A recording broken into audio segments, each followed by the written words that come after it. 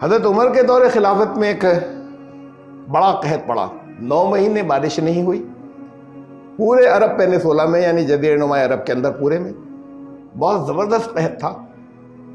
شروع میں جو کچھ تھا سب کچھ ختم ہو گیا، لوگوں کے پاس تھوڑا بہت سٹاک تھا تو، اور پھر جانور مرنے لگے، بیماریاں پھیلنے لگی، فصلیں ساری ختم ہو گئیں، بالکل سوکھا ہر طرف تھا۔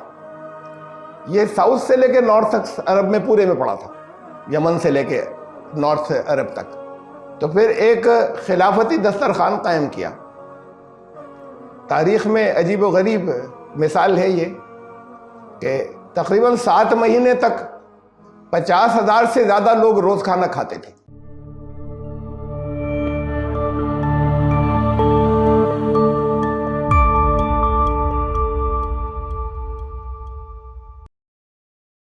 Subscribe the channel and press the bell icon to get an update.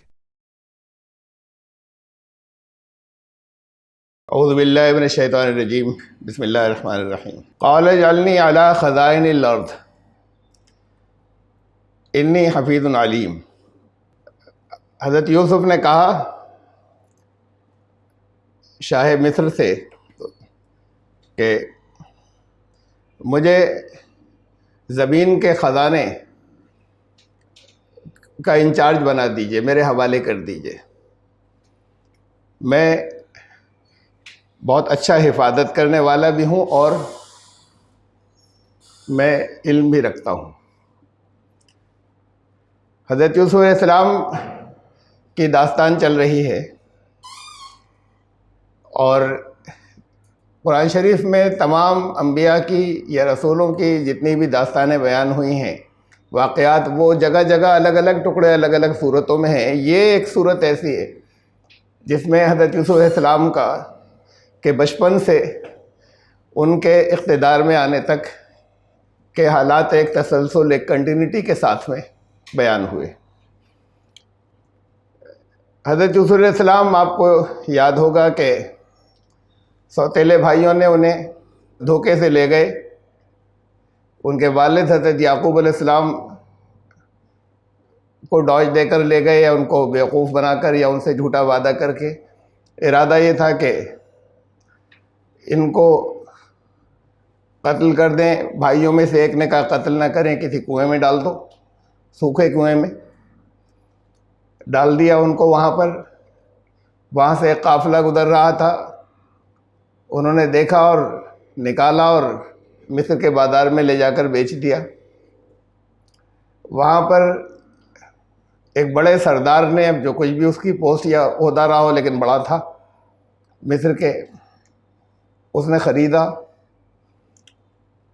ان کو دیکھ کر راستے میں جو کچھ بھی ان سے گفتگو ہوئی ہو، شکل و صورت، ان کی بات چیت، اس سے یہ اندازہ ہوا کہ بہت اچھے گھر کے ہیں، اور بہت چھوٹی سی عمر میں جو کچھ بھی باتیں سنی تو یہ بھی کہا اپنی بیوی سے کہ ہو سکتا ہے اس کو تو ہم گود ہی لے لیں، اپنا ہی بیٹا بنا لیں، لیکن اسے ذرا عزت سے رکھنا، غلام نوکر بنا کر مت رکھنا۔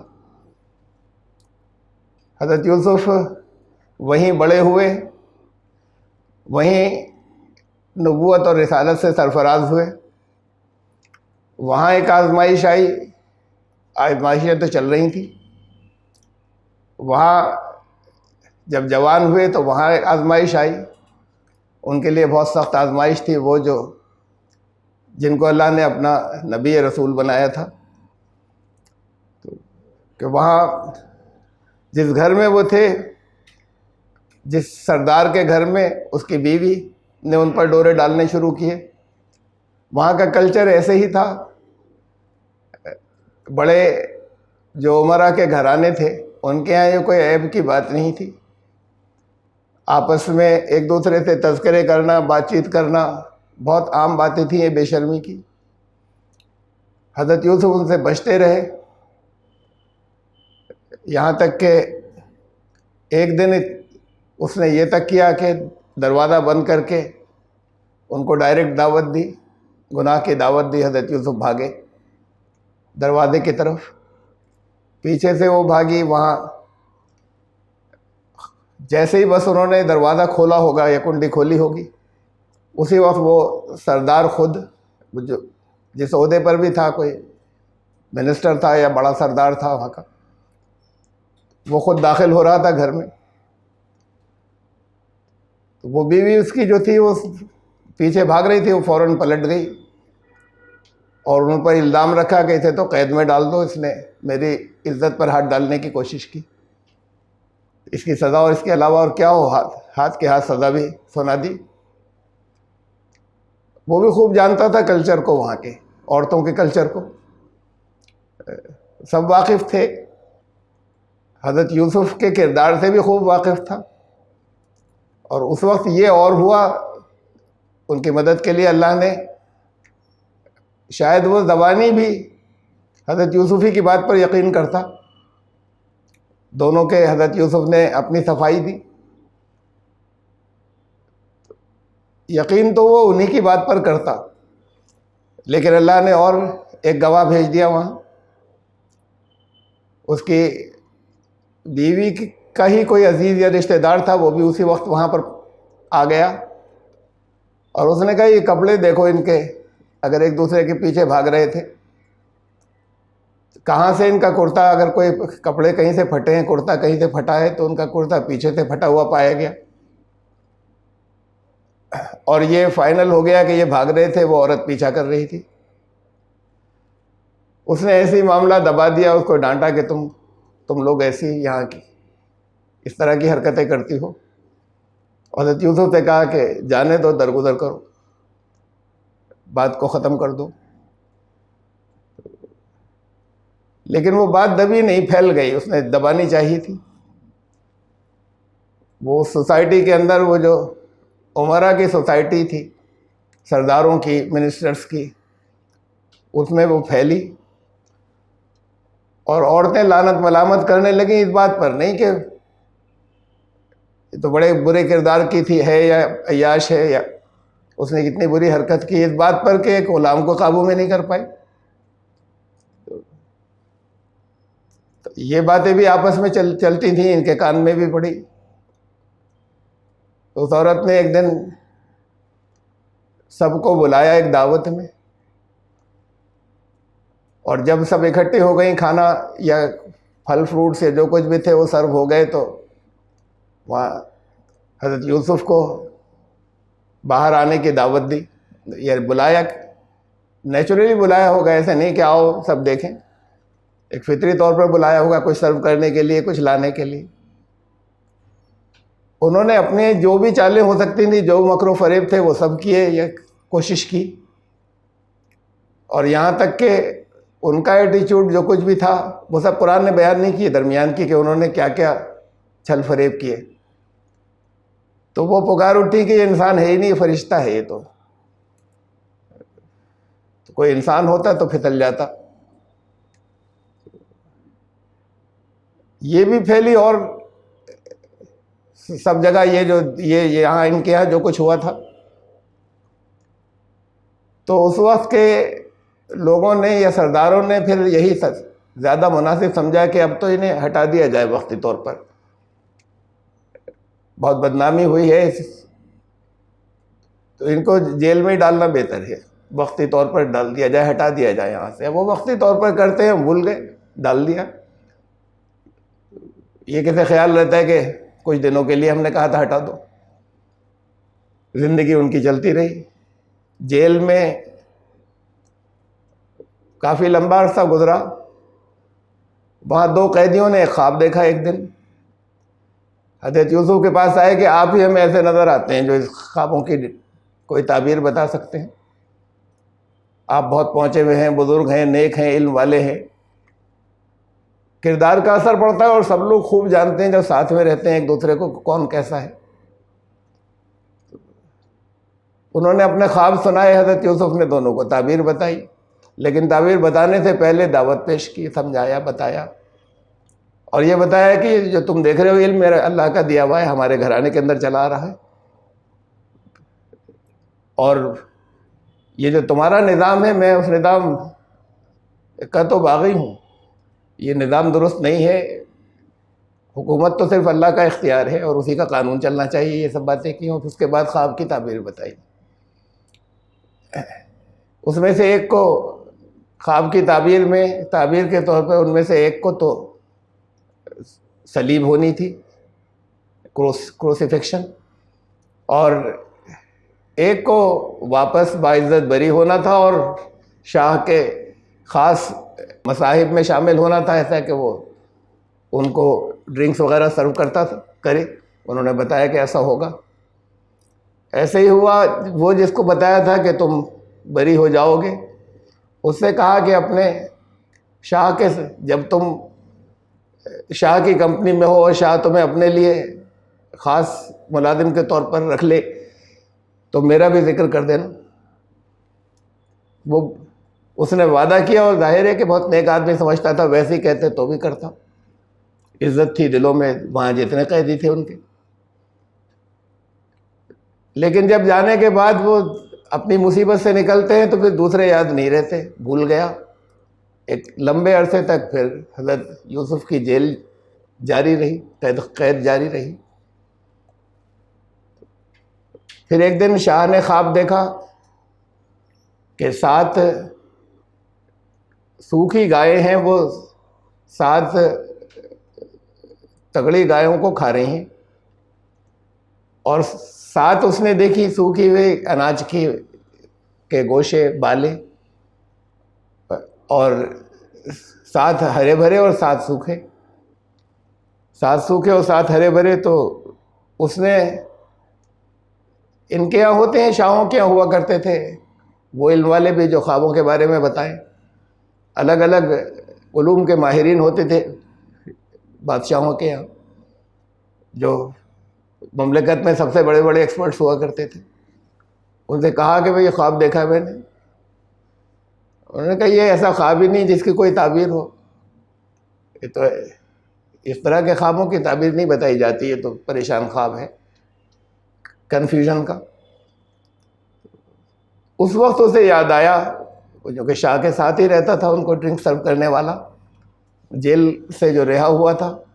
اور اس نے کہا کہ میں بتا سکتا ہوں آپ کو، مجھے جیل خانے تک جانے دیجئے، قیدی ہے اس سے ملنے دیجئے یوسف. شاہ نے جانے دیا. حضرت یوسف نے یہ بھی نہیں کہا کہ اتنے دنوں تم نے میرا تذکرہ نہیں کیا، بھول گئے مجھے. اس نے تعبیر پوچھی، تعبیر نہ صرف تعبیر بتائی بلکہ حل بھی بتایا، سولوشن بھی بتایا کہ 7 سال آنے والے ہیں قحط کے، فیمین کے، اسٹارویشن کے، بھوکمری ہوگی، فصلیں تباہ ہو جائیں گی. اور اس کے بعد پہلے تو 7 سال جو ہے وہ بڑے ہرے بھرے ہوں گے، بہت خوشحالی کے. پھر 7 سال ایسے آئیں گے فیمین اور قحط کے. اور پھر حل بھی، سولوشن بھی بتایا کہ غلہ جو اسٹور کریں وہ ان کی بالوں میں رہنے دیں، خوشوں کے اندر، اور وہ اسٹور کرتے چلے جائیں، صرف بہت ضرورت بھر کا استعمال کیا جائے کھانے کے لیے. اور اس کے بعد یہ 7 سال تک یہ کریں. پھر جو قحط کے سال آئیں گے اس میں پھر وہ کھانے کے لیے ڈسٹریبیوٹ ہو، اسے کھانے کے لیے استعمال کیا جائے جو اسٹاک کر لیا تھا. لیکن اس کا خیال رکھا جائے کہ سب خرچ نہ ہو جائے، بیچ کے لیے بچے. یہاں تک، اس درجے تک جا کر ان کو درمیان میں اور ایڈوائس یا مشورہ ان کو دیا. یہ پہنچا، جانے کے بعد بتایا تو وہ بات ریلیٹ بھی ہو رہی تھی اور اس کے دل پر بڑا اثر ہوا کہ تو بہت پہنچا ہوا آدمی ہے. اور بھی بتایا ہوگا اس نے، اپنے بارے میں بھی بتایا ہوگا کہ مجھے خواب کی تعبیر بتائی تھی. تو کہا لے کر آؤ اسے، تو فوراً میرے پاس لاؤ. حضرت یوسف نے رہائی سے انکار کر دیا. کہا پہلے اس کی تحقیقات کیجئے، میرے اوپر جو الزام لگا تھا. جب تک یہ واضح نہیں ہو جاتا کہ میں بے قصور تھا، یہ ثابت نہیں ہو جاتا، میں قید سے نہیں نکلوں گا، میں قید میں ہی رہنا پسند کروں گا. اب بات شاہ کی تھی، جو کچھ بھی ان کی کورٹ انہوں نے بنائی ہو، جس کی آخری فیصلہ جب شاہ کے ہاتھ میں تھا، لیکن وہ کورٹ بیٹھی، ان کو کورٹ آف انکوائری، ان کو بلایا گیا عورتوں کو. انہوں نے کہا کہ اس وقت جب یہ معاملہ اس لیول پر آیا تو انہوں نے کہا کہ یہ ہم نے اس آدمی کے اندر کسی طرح کی کوئی پاکی کے علاوہ کچھ دیکھا ہی نہیں. پھر آخر میں اس عزیز مصر، عزیز کہا ہے دیکھیے، نام نہیں لیا قرآن نے. آگے اور بھی آئے گی ایک بات بہت اہم. جب حضرت یوسف کے بھائی آتے ہیں وہاں پر مصر میں غلہ لینے کے لیے، اگر کہیں نیم پلیٹس ایسی ہوتی کہ جس پہ نام لکھے ہوتے تو شاید پہچان لیتے، تو پہچان نہیں پائے. اس کا مطلب عہدے لکھے ہوتے ہوں گے، آفیسز یا جو کچھ بھی ان کی جگہ ہوں گی جہاں سے وہ مینیج کرتے ہوں گے، نام نہیں لکھے جاتے ہوں گے. یہاں بھی عزیز مصر کہا ہے قرآن نے، سردار مصر کا بڑا ایک سردار، اس کا بھی نام نہیں لیا. تو پھر اس کی بیوی کو بھی بلایا گیا. عورتیں باقی بھی گواہی دے چکی تھیں، معاملہ شاہ کا تھا، بات بہت کلیئر تھی پہلے ہی، اس پر بھی کلیئر ہو چکی تھی، سردار کے اوپر بھی. اور ان کے لیے کوئی بہت بڑی بے شرمی کی بات نہیں تھی یہ، ذلیل ہونے کی. نہ یہ کچھ تھی کہ ہماری وجہ سے اتنے دنوں کوئی قید ہو گیا، نہ اس میں کوئی افسوس یا دکھ کی بات تھی. اس شاہ کے نزدیک بھی کوئی نہیں تھی اتنے دن وہاں پر کوئی رہا. اصل بات تو اس موقع کی تھی کہ بھئی ہمارے کام کا آدمی. یہ یہاں تک کہ بہت مختصر میں نے جو کچھ گزرا وہ کنٹینیوٹی کے لیے پورا بیان کیا. یہ آزمائشیں آتی چلی گئیں، آئی ہیں سب اللہ کی طرف سے ہی نا. یہ آزمائشیں جو ہیں کہ جب وہاں سے کنویں سے نکالے گئے، مصر کے بازار میں بکے، اس کے بعد پھر وہاں ایک بہت بڑی آزمائش آئی. کیریکٹر جو ہے وہ اسٹرینتھ آف کیریکٹر جو ہے وہ فائنلی انہوں نے اپنا ثابت کیا، کردار کی عظمت اپنی. اب اس کے بعد تو پھر گزر جانا چاہیے نا، آزمائشیں ہو چکی ہیں ایک بہت لمبی. پھر وہاں سے نکالا. حضرت یوسف نے کہا کہ اللہ مجھے تو اس کے مقابلے میں جیل پسند ہے، تو جیل بھجوا دیا. یہ جو کچھ یہاں میں بھگت رہا ہوں اس سے تو مجھے جیل ہی زیادہ پسند ہے، یہ جیل میں بھجوانا چاہ رہی ہے. تو اللہ کے ہاتھ میں تو سب کچھ تھا، جیل ہی بھجوا دیا. اور بہت لمبے عرصے وہاں پر رہے استقامت کے ساتھ میں. شکایت کسی دن، اس وقت بھی شکایت نہیں، اس سے بھی شکایت نہیں کی کہ تم نے میرا ذکر نہیں کیا شاہ سے. اور پھر اب یہ آفر آتا ہے کہ شاہ نے بلایا ہے، اور انہیں معلوم تھا کہ بھئی یہ آیا ہے تو اب اس لیے بلایا ہے گڈ ول کے ساتھ میں، یعنی ریلیز ہو رہی ہے. تو یہ بھی آزمائش تھی بہت بڑی، یہ ریلیز کا آفر بہت بڑی آزمائش تھی. اس آزمائش میں پورے اترے کہ میں اس قید سے رہائی میں نہیں لوں گا جب تک یہ واضح نہیں ہو جائے کہ میرا کردار صاف ہے. بہرحال وہ کورٹ ان کے کہنے کے اوپر، ان کے ڈیمانڈ پر یہ کیا گیا، مانی گئی ان کی بات. سب جگہ یہ واضح ہو گیا، سب کے اوپر واضح تو پہلے بھی رہا ہوگا، لیکن اب عام ہو گئی یہ بات کہ بہت اونچے کردار کی شخصیت ہے. یہ بھی عام ہو گئی کہ بہت زبردست علم والا ہے، یہ بھی عام ہو گئی کہ بہت زبردست حکمت والا ہے. اور پھر شاہ نے کہا کہ تمہیں اس آدمی کو تو میں اپنے لیے خالص کرنا چاہتا ہوں، پرسنل ایڈوائزر بنانا چاہتا ہوں. اب یہ بہت اونچا اسٹیٹس مل رہا ہے. حضرت یوسف نے کہا نہیں، سب میرے حوالے کر دو. یہ جتنے یہاں پر قال اجعلنی علی خزائن الارض، زمین کے خزانے سارے سپرد کر دو. یہ اتنا خالی نہیں کہ میں آپ کا ایڈوائزر بن جاؤں. اب یہ ایک عام بات تو یہ ہے کہ جس کے دل میں عہدے کی خواہش ہو اسے عہدہ نہ دیا جائے، اسلام کا عام مزاج ہی ہے. انہوں نے خود اپنے آپ کو بڑے عہدے کے لیے آفر کیا، بہت بڑے عہدے کے لیے. حضرت یوسف نے، ارے اتنا ہی اپنی جگہ بہت بڑی بات تھی. قید سے نکلے ان کا کہ پرسنل ایڈوائزر کنگ کے، personal adviser to the king. استخلص لنفسی، اس نے کہا کہ میں اپنے لیے خاص کرنا چاہتا ہوں، یعنی یہ ہوا کنگ کا پرسنل ایڈوائزر. کہا کہ نہیں، یہ اس سے کام نہیں چلے گا. فوراً بڑی خوشی خوشی قبول کر لیتے، دین کے فائدے کے لیے کر لیتے. لیکن جس جگہ کوئی یہ محسوس کرے کہ نہیں یہ صرف میں ہی مینیج کر سکتا ہوں، کوئی دوسرا نہیں کر سکتا، تو وہاں پر وہ کثرت نفسی نہیں ہونی چاہیے، معلوم ہوا وہ انکساری نہیں ہونی چاہیے کہ نہیں میں تو نہیں. جب یہ معلوم ہو کہ دوسرے اسے نہیں ٹیکل کر سکیں گے تو اس نے کہا خالی اتنا اتنا بھی کہا اتنا کافی نہیں ہے جو آپ کہہ رہے ہیں. یہ حل میں نے بتایا، یہ سولوشن میں نے بتایا، اس کو امپلیمنٹ بھی میں ہی کراؤں گا. تو انی حفیظ علیم، یہ تو آپ کے علم میں آ گیا نا کہ میں امانت دار بھی ہوں، حفاظت کرنے والا، آنیسٹ ہوں، بالکل کھرا ہوں میں.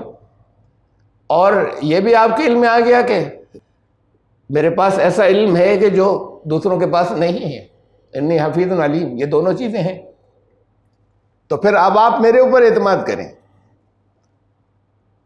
یہ جو ڈیمانڈ تھی، یہ مانگ جو تھی کہ مجھے یہ میرے حوالے کر دیجئے انتظام، یہ بہت بڑی مانگ تھی. یہ کسی ایک منسٹری کی نہیں تھی. یہ بظاہر تو ایسا لگ رہا ہے جیسے فائنانس منسٹر نے ان کا مجھے بنا دیجئے، یا مجھے جو ہے وہ آپ وزیر خوراک بنا دیجئے، ایگریکلچر منسٹر بنا دیجئے. یہ کوئی ایک ڈیمانڈ نہیں تھی ایک حصے کی، کسی ایک منسٹری کی. ہمیں تفصیلات قرآن چھوڑتا جاتا ہے بیچ میں بہت سی، اس میں سے بعض ہمیں فلرز جو ہیں وہ بائبل سے ملتے ہیں.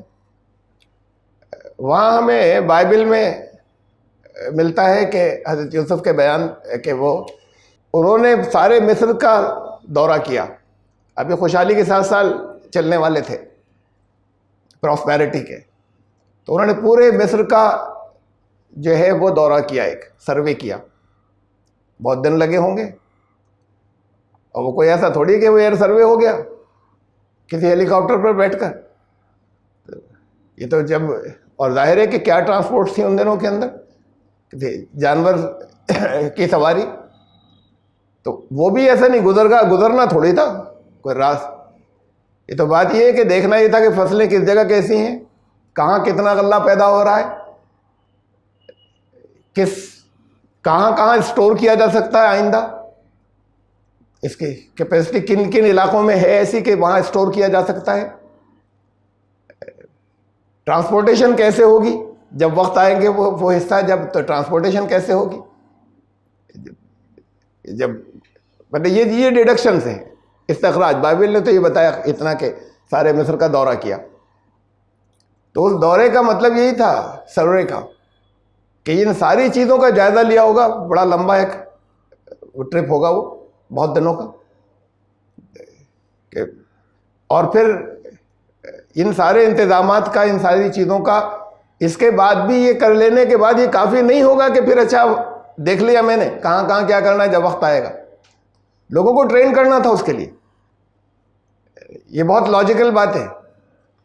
یہ اچانک ایسے آ جائے اور اس کے بعد کہیے تو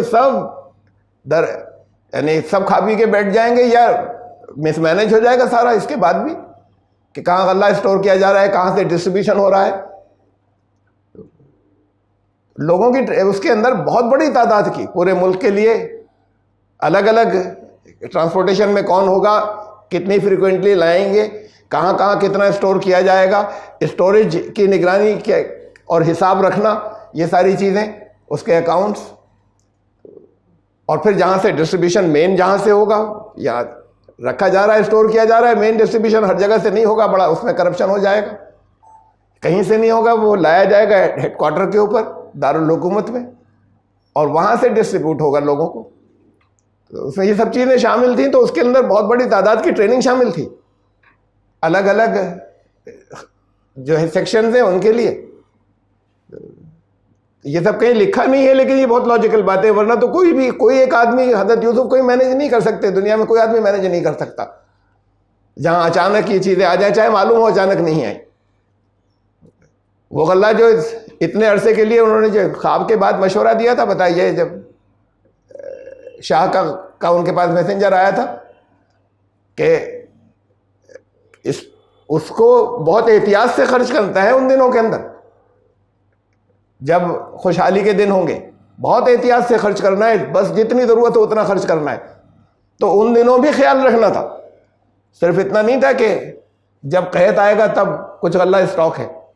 کہ کتنا اسٹاک کیا جا رہا ہے اور کتنا، یعنی راشن سسٹم جو ہے وہ اسٹارٹ وہاں سے ہوگا جب خوشحالی کے 7 سال ہوں گے کہ ہر ایک کو نہیں ملے گا.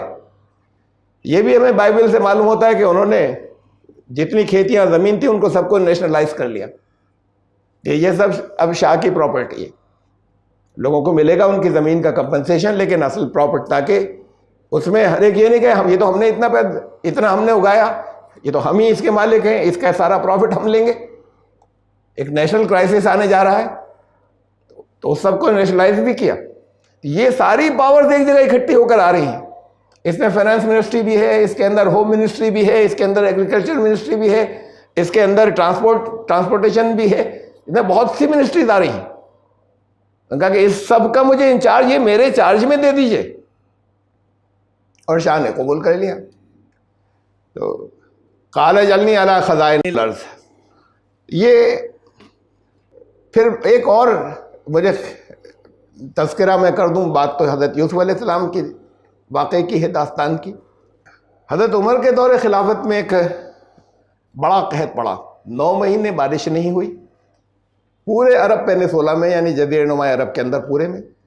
بہت زبردست قحط تھا.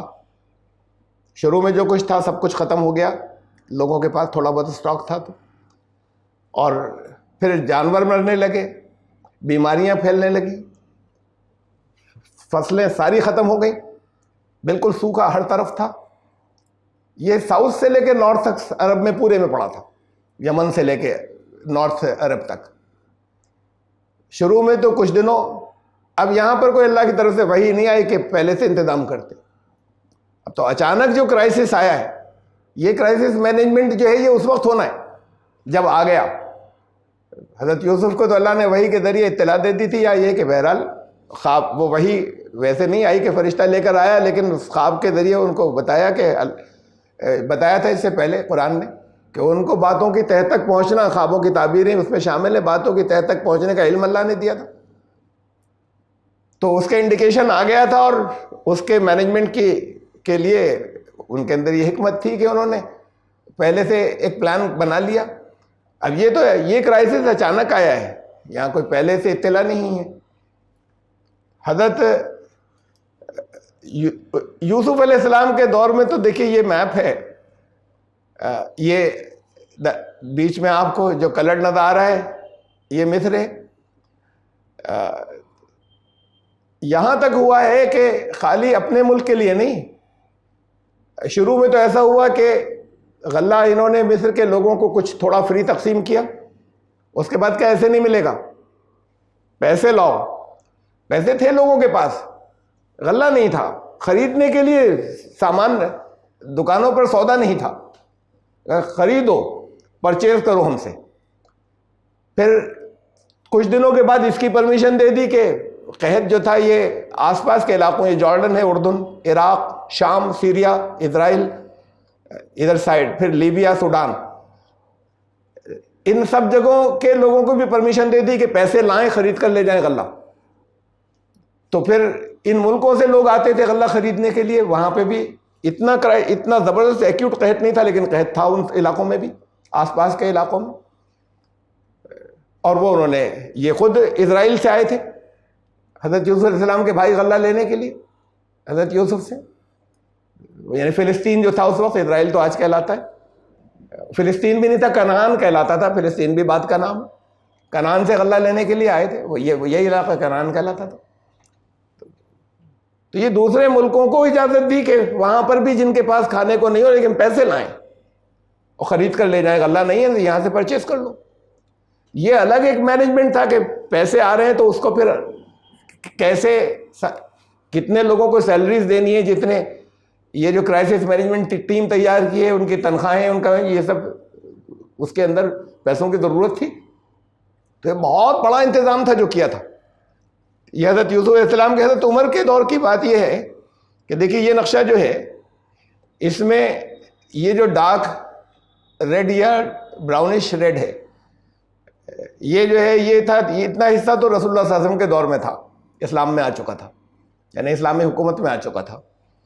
اور پھر یہ جو لائٹ پیازی رنگ کا ہے، لائٹ براؤن، یہ حضرت عمر کے دور میں تقریباً سارا اس میں سے حضرت عمر کے دور کا ہے یہ تقریباً 36 لاکھ اسکوائر کلومیٹر پر حکومت تھی. بہت ہیوج امپائر تھی اس وقت کی ٹرانسپورٹیشن کے حساب سے, اطلاعات آنے جانے کے اعتبار سے. اب یہ جو قحط پڑا تھا, یہ آپ کو چھوٹا سا اسپاٹ نظر آ رہا ہوگا سعودی عربیہ جہاں پر لکھا ہے, اس کے نیچے ہی مدینہ ہے. شروع میں ایسا ہوا کہ مدینے کے لوگ ذرا زیادہ آرگنائز تھے, تھوڑا بہت غلہ گھروں میں رکھتے تھے, یہ بدو نہیں رکھتے تھے. کوئی بہت زبردست کھیتیاں تو ہوتی نہیں جیسے ہمارے گاؤں میں ہوتی ہے, گاؤں والے رکھتے ہیں, شہر والے نہیں اسٹاک کرتے اتنا, وہ اپنے سال بھر کا کے لیے اسٹاک کرتے ہیں. وہاں پر ایسا نہیں تھا, تو ان کا مدینے کے اندر تھوڑے کچھ دنوں رہا. جب دوسری جگہوں پہ ختم ہو گیا تھا تو وہاں سے لوگ مائگریٹ کر کے, یعنی پناہ گزین کے ہیں, وہ آنے شروع ہو گئے مدینے بھر کے, کہ ہمارے پاس کچھ ہے نہیں, کھانے کو نہیں ہے. حضرت عمر نے بیت المال سے سب کو دینا شروع کیا, مطلب خرچ وہاں سے نکال کر, اور پھر اس کے بعد غلہ تقسیم کرنا شروع کیا. جو لوگ تھے ان سے خرید کے, جن کے پاس تھا. بیت المال خالی ہو گیا بالکل, اور یہ جو ہے یہ سلسلہ بھر گیا, جاری ہو گیا لگاتار, کہ چاروں طرف سے لوگ آ رہے ہیں. تو پھر ایک خلافتی دسترخوان قائم کیا. تاریخ میں عجیب و غریب مثال ہے یہ, کہ تقریباً 7 مہینے تک 50,000 سے زیادہ لوگ روز کھانا کھاتے تھے. جہاں کھانا کیسے کھاتے تھے, اتنا وہاں پر کہاں سے آ گیا؟ قحط تو یہاں بھی تھا, مدینے میں بھی کچھ دن کا اسٹاک تھا, وہ شروع میں ختم ہو گیا. اسلامی یہ اسٹیٹ اس وقت جو تھی بڑی تھی, عراق میں, مصر میں, مصر سے آگے اور یہ جہاں آپ کو لیبیا لکھا نظر آ رہا ہے, نارتھ افریقہ ان کے اس میں آ چکا تھا. ان سب علاقوں کے اندر شام میں گورنرز تھے, وہاں قحط نہیں تھا. یہ قحط جو تھا, یہ جو ڈارک براؤن آپ کو نظر آ رہا ہے, اتنے علاقے میں تھا سارے عرب میں. یہ دوسرے ممالک جو قریب میں تھے وہاں قحط نہیں تھا. تو فوراً ان کو کہلایا کہ یہاں پر ایڈ بھیجو فوراً. بات یہ نہیں ہے ان کو سارے گورنرز کو, ایسا نہیں کہ غلہ بھیجو یہاں سے خریدا جائے گا, وہاں سے فوراً انتظام کر کے یہاں کے لیے غلہ بھیجو. حضرت ابو عبیدہ سیریا کے شام کے گورنر تھے, انہوں نے 4,000 اونٹ فوراً بھیجے ہی نہیں, خود لے کر آئے, اور مدینے لے کر آئے شام سے, سیریا سے. پھر امیر معاویہ جو ہے وہ, انہوں نے 3,000 اونٹ بھیجے. امیر معاویہ یہ ایجپٹ سے, مصر سے آگے ادھر جو آپ کو افریقہ کا حصہ نظر آ رہا ہے ادھر کے, کہ یہاں کے گورنر تھے. تو انہوں نے کہا, سب نے کہا کہ ہم آ رہے ہیں امیر المومنین, سب لے کے جلدی سے جلدی. تو 3,000 اونٹ اور 3,000 انہوں نے کپڑے پہننے کے چوغے تھے, وہ انہوں نے بھجوائے. پھر حضرت سعد بن ابی وقاص جو ہیں وہ عراق کے گورنر تھے, انہوں نے 2,000 اونٹ بھجوائے, غلہ بھجوایا. اور عمرو بن علاس ایجپٹ کے, مصر کے گورنر تھے, انہوں نے 1,000 اونٹ اور 5,000 کمبل تو فوراً خشکی کے راستے سے بھجوائے. اور یہاں سے بھی مصر کے تھے, درمیان میں آپ کو پانی کا حصہ نظر آ رہا ہے جو پتلا والا ہے, وہاں سے کچھ حصہ جو ہے وہاں سے بھیجا. وہ اب یہ آ جانا جو ہے یہ سب مدینے سے صرف نہیں ہو رہا تھا. پھر ارینجمنٹ یہ کیا انہوں نے, ان کے لوگوں کے اطلاعات بھیجنے کے بعد انتظار نہیں کیا, وہاں سے وہ غلہ لے کے چلے, یہاں سے لوگ پہنچے کہ بارڈر پر ریسیو کریں جلدی سے جلدی, کہ ان کے آنے کے بعد پھر جو بارڈر ایریاز ہیں وہاں پر ڈسٹریبیوشن ہو, ڈسٹریبیوٹ کرتے ہوئے وہاں پر لے کے آئیں. ایسے نہیں کہ وہاں پر لوگ مر رہے ہیں یا قحط ہے, بہت بڑی تعداد بھوک سے مری بھی. تو وہاں پر ان کو چھوڑ کر وہ دیکھتے رہے پہلے مدینے آئے گا, تو وہاں پر ڈسٹریبیوشن اس کا انتظام کیا کہ جو لوگ یہاں سے گئے تھے وہاں سے ڈسٹریبیوٹ کرتے ہوئے یہاں آیا کریں مدینے میں. پھر جو مدینے میں آیا تو مدینے میں یہ خلافتی دسترخوان تھا. صرف اتنا نہیں تھا کہ وہاں لوگ کھاتے تھے, بلکہ بہت سے ایسے تھے, یہ سب کا انہوں نے معلومات کی کہ کتنے لوگوں کے بیوی بچے ایسے ہیں کہ جو یہاں نہیں آ سکتے. ان کو دیا جاتا تھا لے جانے کے لیے کھانا, کہ تم اپنا کھانا گھر لے کر جاؤ. وہ آتے تھے, کھاتے تھے, اور پھر گھر لے کر جاتے تھے, باقی وہ سب ان کو دیا جاتا تھا. حضرت عمر جو خصوصی دعاؤں کا انتظام بہت تاکید کی, سب کو روز خطبے دیتے تھے. عشاء کی نماز کے بعد روزانہ خطبہ دیتے تھے, دعا کرتے تھے کہ الہی میری وجہ سے میری غلطیاں ہوں گی, میری وجہ سے محمد صلی اللہ علیہ وسلم کی امت کو ہلاک مت کر دینا.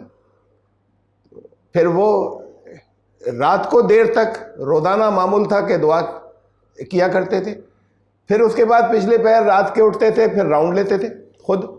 ان سارے انتظامات خود بھی, ان سارے کھانے کے پکانے والے کتنی بڑی تعداد ہوگی. یعنی کھانا پک رہا ہے نا, کھانا دیا, یہ تو خالی ایک بات ہوگی 50,000 لوگوں کا کھانا روز پکنا. اس وقت کے آج کی کوئی بڑی بڑی دیگیں اور جو چیزیں ہیں, کوئی الیکٹرک اوونس تو تھی نہیں. تو ان کا انتظامات یہ سارے جو ہیں یہ, اور اس میں کسی جگہ کوئی کرپشن نہیں.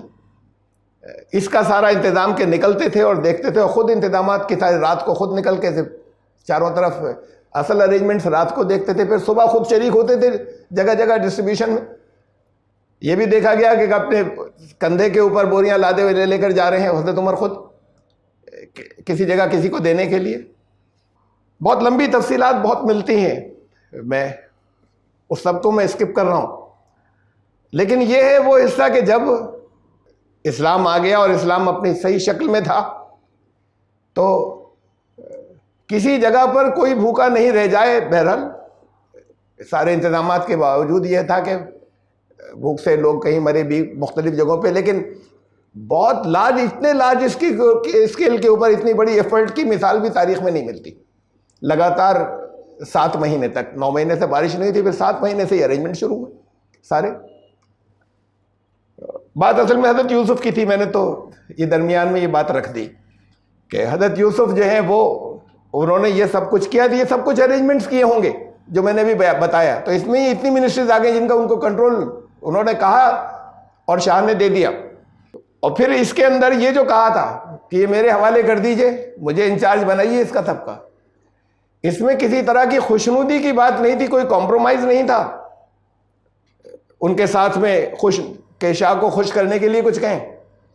یہ تو ہم قید میں دیکھ چکے نا کہ قید میں ہیں, اور وہ بات تو اس حکومت, اس نظام حکومت کے ساتھ بغاوت کی تھی کہ ان لوگوں سے, قیدیوں سے کہا تھا, یہ گزر چکی ہے آیت نمبر 40 کہ ان الحکم الا للہ, یہ حکومت جو بنا رکھی ہے اسے ایسے حکومت کرنے کا شاہ کو حق ہی نہیں ہے. قانون بنانے کا اختیار, حکومت کرنے کا اختیار اللہ کی حکومت ہے, اس کا ہے اختیار. یہ اسی آیت کے اندر ہمارا اللہ تعبدوا الا ایاہ, مجھے یہ حکم دیا گیا ہے کہ اس کے علاوہ کسی کی بندگی مت کرنا, کسی کے قانون کو فالو مت کرنا. یہ ہے اصل دین, ذالک الدین القیم, اور اس دین کا میں فالوور ہوں. یہ سب چیزیں جس وقت وہ دعوت وہاں جیل میں دے رہے ہیں, قیدی جو ہے وہ نظام کے خلاف بغاوت کی دعوت دے رہا ہے, یا کم سے کم بغاوت کی دعوت بھی ہے, اور اس کے اندر اپنا تو اعلان کر ہی رہا ہے کہ میں اس نظام کا باغی ہوں. یہ بات خالی اسی کی نہیں ہے کہ یہ مجھے بے گناہ یہاں پر ڈال دیا گیا, وہ اس جرم کی خالی کا مسئلہ نہیں ہے. تو ان کا کوئی کمپرومائز کسی طرح کا نہیں تھا. اس کے اندر اس کے مینجمنٹ میرے ہاتھ میں دیجئے, اس کے ساتھ میں یہ کچھ نہیں تھا کہ میں آپ جو کچھ آپ چاہتے ہیں وہ یہاں پر نافذ کروں گا, یہ ارینجمنٹ میں کر دوں گا. ایک اور بڑی اہم بات ہے, بہت اہم, پہلے سے اگلی آیت کو دیکھ لیں. وَكَذَلِكَ مَكَّنَّا لِيُوسُفَ فِي الْأَرْضِ يَتَبَوَّأُ مِنْهَا حَيْثُ يَشَاءُ, اور ایسے ہم نے تمکن دیا, با اختیار بنایا. تمکن کہتے ہیں مکن, جہاں پر اس کا مادہ آتا ہے کہ اختیار اور امن کے ساتھ میں. ایسے ہم نے یوسف کو زمین میں, یعنی اس سرزمین کے اندر اختیار دیا اور امن کے ساتھ دیا. یتبوأ منہا حیث یشاء, کہ اب اس میں سے جہاں, اس پوری زمین سرزمین میں جہاں دل چاہے وہ اپنا کنٹرول رکھے, جہاں دل چاہے رہے, اور رہنے کے ساتھ پاور مانگی انہوں نے, یعنی سارے حصے پر کنٹرول اپنا, جہاں پہ ہم نے یہ ان کے لیے ممکن بنا دیا. اب اس جگہ پہنچے ہیں ان سب قید سے نکل کر اور ان ساری آزمائشوں سے نکل کر لانے, ان کو کامیابیاں دی ہیں. میں نے پچھلے 2 درس پہلے توجہ دلائی تھی, یہ کتنا لمبا عرصہ گزرا ہے, بچپن سے لے کے جوانی جو ہے, وہ سمجھ لیجئے کہ نبوت ملی ہے تو نبوت کو 18-19 سال میں تھوڑا مل جاتی ہے جوانی. تو بچپن سے لے کے 7-8 سال کی عمر سے لینے کے بعد اب آ گئے ہیں اگر مثال کے طور پر 30-40 کی عمر کے درمیان میں, تو اتنا لمبا عرصہ گزرا ہے ان کی آزمائش کا. کتنا لمبا اس میں سے قید خانے میں ہوگا, کتنا وہاں پہ بہرحال جوان ہوئے تھے اس گھر کے اندر گزرا. دعائیں مانگتے ہیں لوگ. میں یہ بتا رہا ہوں, توجہ دلائی کہ ہم تو صحیح راستے پر ہیں, اللہ آپ سے اتنی دعا بھی کرتے ہیں, ہمارے حالات ٹھیک نہیں ہو رہے. پھر تو ارے اسے دیکھیں کہ یہ نبی ہیں, رسول ہیں, اور ہمیں کسی جگہ یہ نہیں مل رہا ہے کہ وہ یہ کہہ رہے ہیں کہ اللہ ہمارے حالات درست نہیں ہو رہے, میرے حالات درست نہیں ہو رہے, بلکہ راضی برضا ہیں جو اللہ نے رکھا وہاں پہ رہیں گے. یہ بلک بات ہے کہ انہوں نے یہ تدبیر کی کہ یہاں سے میں نکلوں عزت کے ساتھ میں. ایک آزمائش سے نکلے اور نکلنے کے بعد ان کو جیل پہنچا دیا گیا کہ بھئی اب تو مل جائے گی نا کامیابی. پھر وہاں پر رہے اور پھر اس آفر کو اتنے عرصے کے بعد قبول نہیں کیا ریلیز کے کہ نہیں باعزت یہ بری نہیں ہوں گا, باعزت بری ہوں گا. چارج ختم ہو جائے کہ چارج کوئی نہیں ہے. اس کے بعد پھر یہ فلاح یا کامیابی کا دور آیا ہے اور اس کے ساتھ ایک پاور بھی آئی ہے. اہم بات ایک اور جس کی طرف میں توجہ دلانا چاہتا ہوں وہ یہ کہ پوری صورت کے اندر یہ تو یہی ایک صورت ہے نا جس کے اندر کسی ایک نبی یا رسول کی ترتیب سے تقریباً وہاں سے لے کے بچپن سے لے کے مکمل نبوت اور پوری پاور آنے تک کی زندگی بیان کر دی. کہیں نہیں کہا گیا کہ رسول بنایا, اور کہیں نہیں مل رہا کہ انہوں نے بعدت موسیٰ گئے تھے فرعون سے کتنی گفتگو کی, بات چیت کی, دعوت دی. ان کی دعوت کدھر مل رہی ہے؟ اس پوری صورت میں کسی جگہ ذکر ہی نہیں ہے سوائے ایک آیت کے کہ ایک چھوٹی سی ایک جگہ پر آیت کے کہ جب وہ وہیں پر اس میں تھے اس مصر کے سردار کے گھر میں کہ آتے نا حکم و علم, ہم نے اس سے ایک اشارہ ملتا ہے کہ نبوت ملی تھی, ہم نے حکمت اور علم عطا کیا تھا. وہاں ایک اشارہ ملتا ہے کہ وہاں نبوت بس. اچھا مل گئی یہ بھی بتایا, تو پھر اس نبوت کا کیا کام کیا انہوں نے پبلک میں؟ اتنی پاور مل گئی تو وہاں پر کیا کیا؟ شاہ سے کچھ کہا یا نہیں کہا کہ اب اسلام میں آؤ؟ اتنی پاور مل جانے کے بعد پبلک سے کیا کہا؟ یہ بڑی اہم بات ہے اس صورت کی. قرآن اہم چیزوں کا ذکر کرتا ہے, باقی چھوڑ دیتا ہے, تو یہ اہم نہیں ہے کیا؟ جب جہاں پوری زندگی بیان ہو رہی ہے کہ مینجمنٹ کیا, پاور میں آ گئے, بڑا اچھا جو ہے فیمین کا مینجمنٹ, کرائسس مینجمنٹ جو ہے وہ بڑا زبردست کیا, اور اس کے بعد پاور میں رہے, پھر گھر والوں کو بھی بلا لیا, ختم صورت. حضرت یوسف کا کم سے کم ختم آخر میں کچھ تھوڑا سا ان کا بیان کے بعد جو قرآن نصیحتیں کرتا ہے صورت میں وہ ہے. پھر حضرت یوسف کی رسالت کدھر ہے؟ اور رسالت کے فریضے سے متعلق کوئی چیز جب اتنی پاور آ جانے کے بعد نہیں مل رہی. جب لوگ قحط میں ہیں, بھوکوں مر رہے ہیں, یہ دن دعوت دینے کے نہیں ہوتے, لوگوں کی ضرورتیں پوری کرنے کے ہوتے ہیں. وہاں پہ کہیں کہ جو اللہ لینے آ رہا ہے اسلام قبول کر لو, اور اللہ نے تو یہ کہا ہے, اس نے کہا ہے, وہ مجبور میں وہاں کر کے وہ لے کے چلا جائے. یعنی تھرو آؤٹ یہ دکھایا ہے کہ ان کے پاس, اور اتنی بڑی ٹیم بنائی تھی, ظاہر ہے کہ ان کی جیسا وہ کہہ رہے ہوں گے ان کی ہدایت کے مطابق چل رہی ہوگی, انہوں نے سب کچھ کیا ہوگا, لیکن اصل میں جو ان کی ساری دعوت ہے یا رسالت ہے وہ سب تھرو کمپیشن ہے, ساری کی ساری حضرت یوسف علیہ السلام کی. پاور ان کو ملی ہے, اور وہاں پر نقشہ بدلا ہوگا, کایا پلٹی ہوگی اس ایک آدمی کی شخصیت سے. جہاں پر ہر ایک قائل ہو گیا ہوگا, کوئی دور دور یہی نہیں اس ملک کے نہیں دوسرے آس پاس کے علاقوں کے لوگ قائل ہو گئے ہوں گے. اور ساتھ میں یہ تو شروع میں کہہ چکے تھے کہ اللہ نے دیا ہے مجھے یہ چیزیں ظاہر ہے کہ رہی ہوں گی, تو پھر وہ وہاں پر باقی چیزیں نہیں کہہ رہے, یہ چیزیں رکھ رہے ہیں. اور جیسے قیدیوں سے کہا تھا کہ میں تو صرف اس کی بندگی کرتا ہوں اور میں چلا رہا ہوں وہ ابراہیمی مسلک کے اوپر, اس لیے اللہ نے مجھے علم دیا ہے اور حکمت عطا کی ہے. تو یہ پبلک تک اتنی بات پہنچ جانا کافی ہے. تو اس لیے پوزیشن آف پاور پر اگر کوئی پہنچے, یہ اپنے آپ میں بہت بڑی دعوت ہے, بشرطے کہ وہ ایماندار ہو, بشرطے کہ اس کی ایسی ریپوٹیشن ہو کہ دور دور تک لوگ متاثر ہوتے ہوں. تو اس جگہ پہنچ جانا اپنے آپ میں ایک بہت بڑی دعوت ہے, کسی اسٹیٹس کے اوپر پہنچنا. حالانکہ یہ نہیں کہ ہر ایک اپنا جو ہے سب کچھ لٹا دے اور خالی ہو جائے اور ہم کام کر رہے ہیں دعوت کا. اچھی کسی جگہ پر وہ لوگ جو دعوت کا کام کرتے ہوں, وہ اگر کسی اچھی پوزیشن آف ایکسیلنس اگر اس کے اوپر پہنچے, پاور کے اوپر پہنچے, اور ان کی اگر ایکسیلنس ہوتی ہے، لیکن خالی ایکسیلنس ایکسپرٹیز یا مہارت ان کی پوسٹ یا جاب میں نہیں. لوگ دیکھیں کہ یہ بھی ہے تو پھر ان کی بات سنی جاتی ہے، ان کے تذکرے ہوتے ہیں، اور ساتھ میں یہ بھی دیکھیں کہ آنےسٹ ہے، ایماندار ہے، قابل اعتماد ہے. تو یہ چیزیں جو ہیں اپنے آپ میں یہ پوری دعوت ہے. تو یہاں دعوت کا اصلاً وہ بیان نہیں کر کے کیا ہوگا دوسرے سامنے، لیکن ایسے نہیں کیا کہ ہر جگہ جو ہے وہ انہوں نے لا الہ الا اللہ کے بورڈ لگا دیے، بینرز لگا دیے، اور ہر ایک کو جو ہے یاد کرا دیا کہ یہاں سے جو ہے غلہ لینے آؤ، لو ایک پیمفلیٹ بھی لیتے جاؤ کہ وہ ایک امرم دیتی ہے ناشتے کا، ساتھ میں یہ بھی لے کے جاؤ، اور اسی کو ماننا. پھر اس سے کی ہوں گی باتیں رکھی ہوں گی، کی ہوں گی، بیان کیوں نہیں کی قرآن نے؟ ان کا اصل دعوت ایسے چل رہی تھی حضرت یوسف علیہ السلام کی جو تھی. کہیں محسوس نہیں ہوتا، لیکن دیکھیے سورہ اسی صورت کے اندر آیت نمبر 21 میں گزر چکی ہے یہ آیت کہ جس نے خریدا تھا اس نے اپنی عورت سے کہا جب یہ بکے کہ اس کو عزت سے رکھنا، شاید ہمارے لیے نفع بخش ہو، یا شاید ہمیں سے گود بھی لے لیں. اور اس کے آگے ہے اس آیت کے اندر آیت نمبر 21 میں وَكَذَلِكَ مَكَّنَّا لِيُوسُفَ فِي الْأَرْضِ، یہی الفاظ گزر چکے ہیں. ہم نے ان کے لیے راستہ یعنی ہم نے ایسے زمین میں ان کو پاور دی، یہ اقتدار دیا. تو ابھی اس کے گھر پہنچے سردار کے، کہا دیکھو پاور دے دی. یہ ذریعے بن رہے ہیں، بیچ میں یہ مکمل نہیں تھی، لیکن ابھی یہ جگہ وہ ہے جہاں پہ نبوت بھی تھی. وَلِنُعَلِّمَهُ مِن تَأْوِيلِ الْأَحَادِيثِ، ان کو سارے تجربے کرا دیں.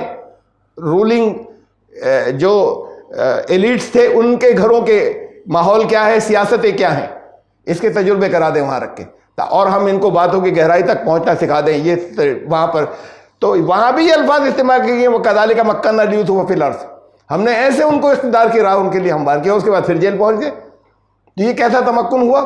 وہ کمپلیٹ تمکن یا اختیار اب ہوا ہے. آیت نمبر 56 جہاں پر آئی ہے وَكَذَلِكَ مَكَّنَّا لِيُوسُفَ فِي الْأَرْضِ، اس کے آگے کے الفاظ ہے يَتَبَوَّأُ مِنْهَا حَيْثُ يَشَاءُ، اب جہاں دل چاہے وہ اپنے اختیار کا استعمال کریں پوری سرزمین کے اندر. اب یہ کمپلیٹ ہوا ہے. تو اصل میں تو بات یہی پوری ہو گئی سورہ یوسف کی، حضرت یوسف کی. لیکن اس کے بعد کے اور فلرز ہیں، بھائیوں کا آنا، اور یہ آگے آئے گا، اس میں بھی بعض باتیں ہیں ہمیں سمجھنے کی. تو اس لیے قرآن نے وہ داستان بھی بیان کی. اس کے بعد پھر یعنی یہ اینڈ ہو گیا، پاور ایسے مل گئی، رسالت کی تو بات آئی نہیں ہے. لیکن سورہ مومن میں ایک تذکرہ ہے اس کا، ایک شخص کا 2.5 رکوع تک بیان ہے فرعون کے دربار میں. اب یہ بات ہے 250 سال بعد کی، حضرت موسیٰ علیہ السلام حضرت یوسف علیہ السلام کے بعد آ رہے ہیں 250 سال بعد، یا 150 سے 250 کے درمیان میں سال بعد، یا 200 سال بعد حضرت موسیٰ علیہ السلام جو ہیں وہ آئے ہیں. فرعون کے دربار میں وہ تقریر کر رہا ہے اور باقاعدہ دعوت پیش کر رہا ہے، اور وہ اپنے ایمان کو چھپائے ہوئے تھا. اور حضرت موسیٰ علیہ السلام کو جو جان سے مارنے کی سازش ہو رہی تھی ان کے خلاف وہ ریزسٹنس دیتا تھا اور وہ ان کو روکنے کی کوشش کرتا تھا.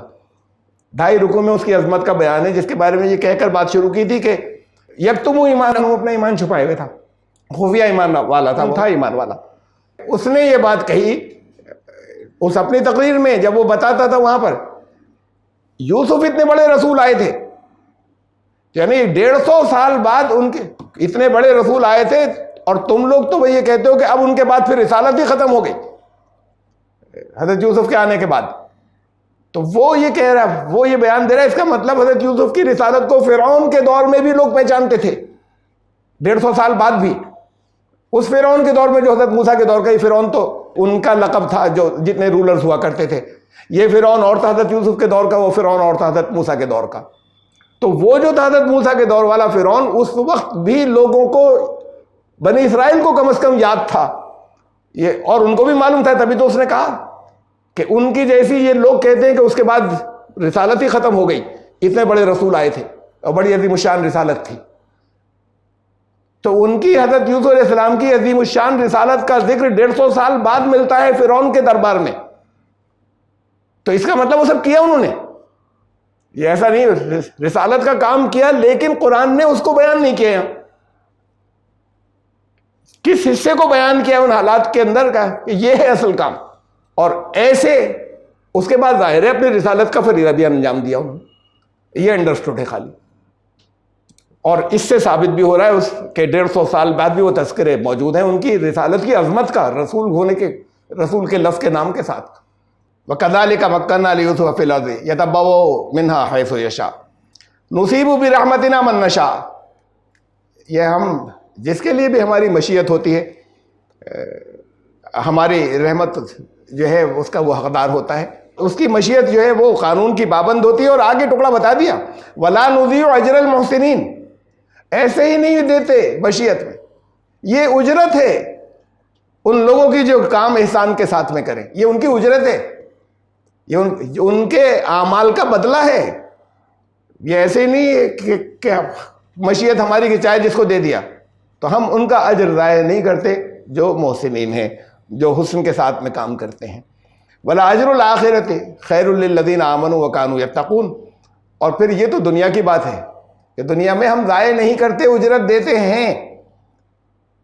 یہ نہیں کہا صالحین، اس بات کو دیکھ لیجئے گا. وَلَا نُضِيعُ أَجْرَ الْمُحْسِنِينَ، نیک لوگوں کو مل کر رہتی ہے کامیابی، فلاح. اجرت ہم یہاں پہ اس دنیا کے اندر دیتے ہیں، ضائع نہیں ہوتی. اور بہت سے نیک لوگ جو ہیں بیچارے بہت پریشانی میں نکل جاتے ہیں آخر تک، پابند، بڑے پانچوں وقت کے نمازی، سب روز نماز روزے کے سب پابند. صالحین نہیں کہا، محسنین کا ہے. محسنین جو حسن کے ساتھ میں، جو ایک توازن کے ساتھ میں جن کی زندگی ہوتی ہے دین کی، جو دین کے تقاضے جس کے اندر جس توازن کی ضرورت ہوتی ہے اس کے ساتھ جو کام کر کے چلتے ہیں، تو پھر یہاں کی کامیابیاں ملتی ہیں. اور ان کی پھر اجر جو ہے آخرت میں تو انہیں بھی ملے گا، لیکن یہاں پہ دنیا کی فلاح جو ہے کہا کہ ہم ان کا اجر جو حسن کا، جو ایسے کام کرتے ہیں اپنے بیلنس اور توازن کے ساتھ میں، عمل صالح جن کے ہوتے ہیں، ان کو ان کی اجرت ملتی ہے یہیں پر. اور وَلَا أَجْرُ الْآخِرَةِ خَيْرٌ لِّلَّذِينَ آمَنُوا وَكَانُوا يَتَّقُونَ. اور یہاں اس کے بعد تو پھر بہت بڑا اجر ہے جو اس دنیا کے بعد والا جو حصہ آ رہا ہے، وہ ایمان لانے والوں کے لیے. خالی ایمان لانے والے نہیں، وہ جو پھونک پھونک کر قدم رکھتے رہے، وَكَانُوا يَتَّقُونَ، جو بچتے چلے گئے اس سے، نافرمانیوں سے، تو ان کے لیے وہ آخرت کا اجر. تو پھر اس سے یہ جو یہاں پہ کامیابیاں ملتی ہیں، اور کس کے بعد کہہ رہے ہیں؟ حضرت یوسف کے بیان کے بعد کہہ رہے ہیں کہ حضرت یوسف کو کس درجے کی کامیابی ملی ہے کہ پورے ملک کے اندر ایک اصل میں ہول سول پاور انہی کے ہاتھ میں آ گئی تھی شاہ کے بجائے، یعنی شاہ نے دے دی تھی. تو کہا کہ یہ، اس کے بعد یہ بات کہی کہ ان کو ہم آخرت کا اجر تو اس سے بھی بڑا ہے. تم نے یہاں کی فلاح، یہاں کی کامیابیوں کا قصہ سنا، آخر کا اجر جو ہے وہ اس سے بھی بڑا ہے، اس سے بھی بہتر ہے. یہ ہے سورہ مومن، اس کے 40-34 جس کا میں نے تذکرہ کیا تھا. وہ جو شخص جو اپنا ایمان چھپائے ہوئے تھا، وہ تقریر کر رہا ہے فرعون کے دربار میں تقریباً 200 سال بعد حضرت یوسف کے. تو اس کا مطلب نوٹ ہے، یہ بات جانی پہچانی نہ صرف بنی اسرائیل کے اندر ہے بلکہ ان لوگوں کے اندر ہے جو آل فرعون تھے. وَلَقَدْ جَاءَكُمْ يُوسُفُ مِنْ قَبْلُ بِالْبَيِّنَاتِ، میں نے درمیان میں سے لیا اس کی پوری 2.5 رکوع کی تقریر میں سے. تم سب کے پاس اس سے پہلے بالکل واضح نشانیاں لے کر یوسف آئے تھے. فَمَا زِلْتُمْ فِي شَكٍّ مِّمَّا جَاءَكُمْ بِهِ، اور تمہارے پاس جو پیغام لائے تم اس کی طرف سے تم نے ہمیشہ شک کیا، اور اب یہ آئے ہیں. حَتَّى إِذَا هَلَكَ قُلْتُمْ لَن يَبْعَثَ اللَّهُ مِن بَعْدِهِ رَسُولًا، یہاں تک کہ جب وہ گزر گئے حضرت یوسف علیہ السلام تو پھر تم نے یہ کہنا شروع کر دیا کہ اب اس کے بعد کوئی رسول نہیں آئے گا، بس یہ آخری تھے. یعنی اس کے بیان سے یہ معلوم ہوتا ہے کہ اس کے نزدیک کتنی عظمت تھی، اور اس عظمت کو جانتے تھے حضرت یوسف کی رسالت کو لوگ. تو بہت بڑے پیمانے پہ پورا مصر جو ہے اس میں انہوں نے جو رسالت کا کام انجام دیا تھا اس کا ریکگنیشن، اس کا بیان یہاں موجود ہے 150 سال بعد فرعون کے دربار میں. اور وہ ان کو بنی اسرائیل کو نہیں کہہ رہا ہے، آل فرعون سے کہہ رہا ہے. فما زلتم فی شک مما جاءکم بھی، تمہارے پاس آئے اور اتنے بڑے رسول، تم ان کی طرف سے شک کے اندر رہے، جو صاف واضح دلیلیں لائے تھے، اور پھر تم نے ان کے جانے کے بعد قبول کیا ہاں بہت بڑے رسول تھے، لیکن اب کوئی رسول نہیں آئے گا. انہوں نے کار رسالت انجام دیا. لیکن جس حصے کو قرآن یہاں پر واضح کر کے لایا ہے، کسی کے پاس پوزیشن آف پاور اگر ہے جو اللہ نے ان کو سب ان کے لیے رکھی اور ان کو عطا کی ان کے سارے امتحانات سے گزارنے کے بعد، تو وہاں بتایا کہ ان کو لوگوں کی پرابلم سالو کرنا، اور اسی حصے کو شروع سے آخر تک رکھا ہے، بس اس کو رکھا ہی نہیں کہ اس حصے کو، اس کے تھرو ہوگا جو کچھ ہوگا، اس کے وہ فرنٹ میں رہے گا، تب وہ کریڈیبلٹی بنے گی، تب وہ ساکھ بنے گی کہ لوگ قبول کریں اور مانیں۔